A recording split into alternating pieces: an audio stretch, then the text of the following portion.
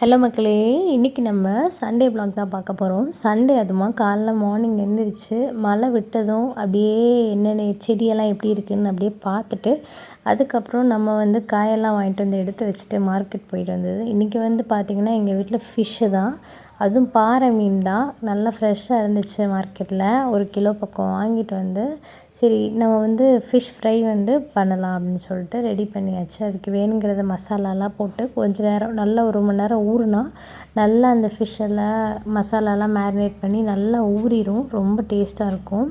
இந்த ஃபிஷ் முள் அவ்வளோக்கா இருக்காது. குழந்தைங்க எல்லாத்துக்குமே இங்கே கொடுக்கலாம். 9 மந்த்ஸ்லேருந்தே அவ்வளோ டேஸ்ட்டாக இருக்கும். கண்டிப்பாக நீங்களும் வாங்கி ட்ரை பண்ணி பாருங்கள்.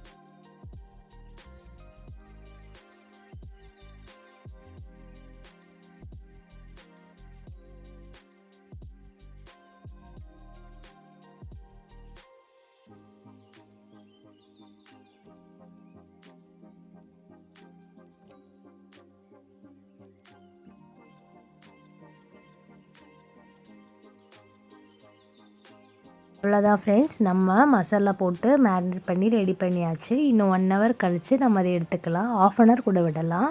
அந்த கேப்லேயே முட்டை தொளிக்கிறேன். என் பிள்ளைங்க முட்டை தொளிக்கிறேன்னாங்க, சரின்னு சொல்லி கொடுத்தாச்சு. அந்த கேப்பில் நம்ம எல்லாம் ரெடி பண்ணியாச்சு. ரசம், எக் கிரேவி, ரைஸ் எல்லாம் ரெடி பண்ணியாச்சு. அதாவது மீனும் நல்லா ஊறிடுச்சு.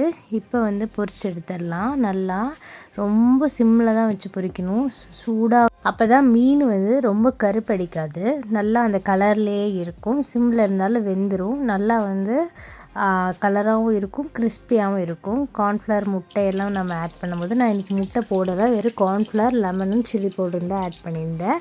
உங்களுக்கு பிடிச்ச மாதிரி நீங்கள் மசாலா போட்டு செஞ்சு பாருங்கள். கண்டிப்பாக என்ன சமைச்சேன்னு சொல்லுங்கள், கமெண்ட் பண்ணுங்கள். Support my channel, my dear friends.